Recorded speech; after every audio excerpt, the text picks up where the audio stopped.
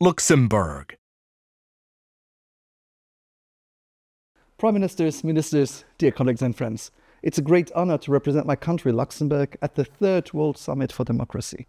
I recently participated in the 55th session of the Human Rights Council in Geneva, of which my country is a member until the end of this year.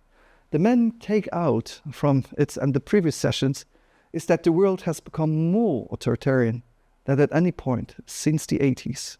Many democratic governments are backsliding and are adopting authoritarian tactics by restricting free speech and weakening the rule of law.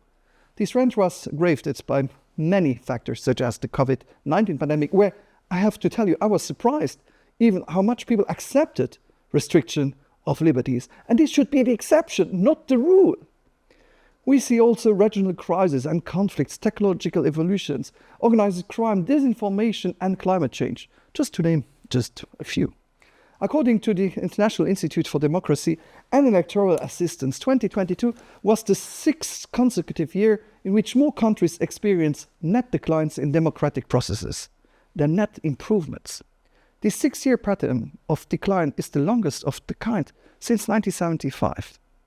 Is it therefore all the more important that we continue to work together to uphold and strengthen democratic values? Luxembourg is and will continue to be a strong advocate of democracy. As a sign of this commitment, both at home and abroad, we are chairing the Council of Member States of the International Institute of Democracy and Electoral Assistance this year. Last year, Luxembourg also went through 2 electoral cycles and adopted a new constitution, a process that took more than a decade. Our democratic institutions and processes are strong, but we still need to defend them each and every day. And you see changes. I was Prime Minister last year, I'm the Minister of Foreign Affairs this year, and this happened in 1 month democratically. Our universalist democratic model is in crisis, and we should not be afraid of saying so. Our citizens are scared, and they are looking for clear answers to often complex problems. And so that is the biggest challenge, because we Democrats usually have very long answers to the easiest questions, and populists have the shortest answer to the complicated question.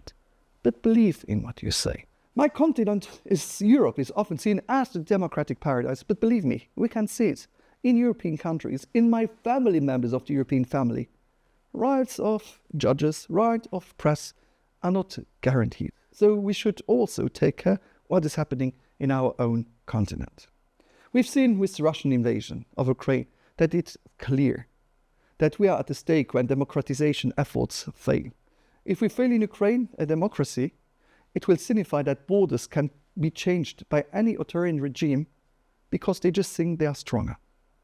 Our youth worry about their future. They are questioning whether democracy can deliver on their aspirations and in particular tackle the climate and environment crisis, which threaten their future. This third summit for democracy should therefore not just be a symbolic gathering of world leaders of genuine democracies, but also a wake-up call. We need to support each other when it comes to democratic principles and processes, such as elections, transparency and access to information, accountability, the protection of civic spaces, or independent institutions.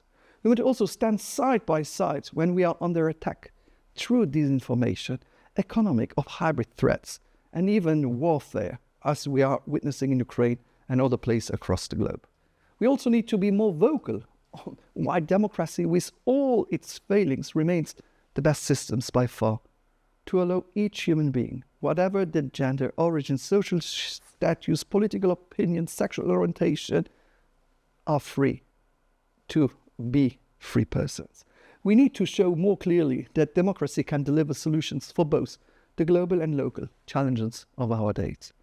Democracy should never be simply the rule of the majority, but a fluid system in which minorities and marginalized groups are also protected and have the right to be how they are.